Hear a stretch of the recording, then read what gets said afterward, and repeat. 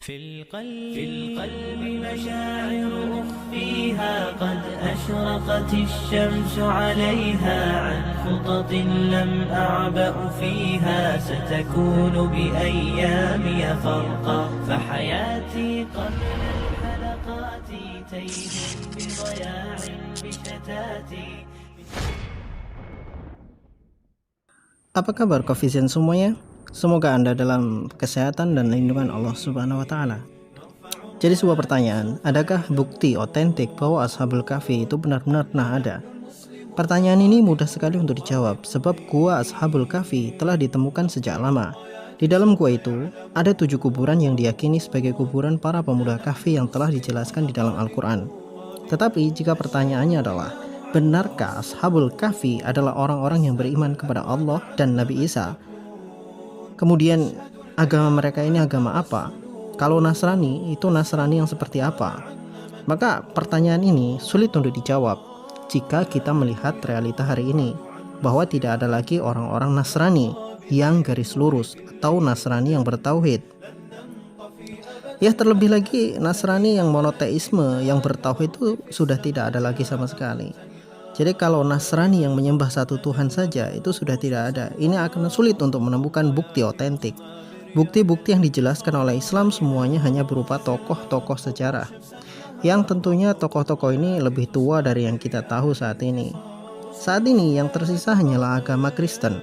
Kristen adalah agama yang dulunya bersumber dari Yesus, tapi saat ini mereka sendiri, orang-orang Kristen, telah jauh dari ajaran Yesus itu sendiri. Jadi pertanyaan yang sering dilontarkan oleh orang-orang Kristen adalah, jika kitab Bible pernah dirubah, lalu di mana Bible yang asli? Ini sering mereka pertanyakan. Sebenarnya pertanyaan ini sangat tidak penting sekali dan mudah dijawab. Jadi kalau mereka pertanyakan itu sebetulnya untuk apa gitu? Apakah untuk membuktikan Yesus bukan Tuhan? Kalau hanya untuk membuktikan Yesus bukan Tuhan, tidak perlu Bible yang asli. Jadi Bible yang ada pada hari ini pun mengatakan bahwa Yesus itu bukan Tuhan. Ya, tapi kita katakan namanya orang kafir dari dulu selalu cari alasan untuk tetap kafir. Jadi kita abaikan dulu masalah Kristen ini, kita lihat dulu sejarah agama Nasrani dan datangnya Islam di Jazirah Arab. Jadi begini, Ashabul Kahfi adalah orang-orang yang mengikuti ajaran Nabi Isa alaihissalam dari jalur Barnabas yang telah menuliskan ajaran Nabi Isa dalam Injil Barnabas. Sampai saat ini rujukan Nasrani monoteisme mengacu kepada sumber Barnabas. Masalahnya adalah pengikut Barnabas tidak sebanyak Nasrani Trinitas.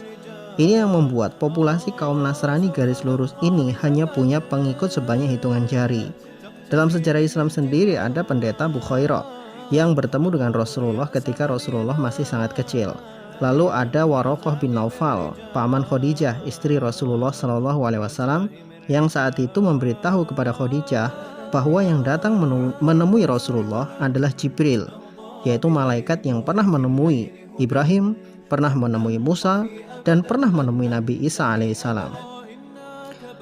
Ajaran-ajaran Nasrani yang dipegang oleh Bukhairah dan Warokoh bin Naufal adalah ajaran dari Injil Barnabas, monoteisme, hanya ada satu Tuhan dan Isa hanyalah seorang utusan Tuhan. Tapi semua itu adalah sejarah, karena orang-orang Nasrani monoteisme ini ketika Rasulullah diutus, mereka segera masuk Islam. Ya, seperti Raja Najasyi, kemudian Salman Al-Farisi, dan beberapa tokoh lainnya, sehingga yang tersisa yang tidak mengikuti Rasulullah adalah orang-orang yang beragama Nasrani Trinitas. Utamanya adalah Raja Romawi dan juga penduduk Romawi. Dan ketika orang-orang Nasrani monoteisme ini masuk Islam, kitab-kitab mereka terdahulu mereka tinggalkan begitu saja. Sebab telah Allah turunkan kitab paripurna yang mencakup semua ajaran Nabi terdahulu sebelum Rasulullah, yaitu Al-Quran. Jadi ketika kitab-kitab Nasrani garis lurus ini ditinggalkan begitu saja, maka tidak ada lagi penerusnya. Kitab-kitab ini kebanyakan hilang atau rusak. Ya karena tidak ada lagi yang mempelajarinya. Karena isi kitab ajarannya sama dengan apa yang tertulis di dalam Al-Quran. Jadi untuk apa mereka menyimpan kitab itu? Jadi ketika orang-orang Nasrani monoteisme ini masuk dalam Islam, maka ya semua ajarannya sudah hilang dan kitab-kitabnya pun ditinggalkan. Yang masih bertahan adalah Nasrani Trinitas yang masih banyak pengikutnya dan terus ada hingga hari ini.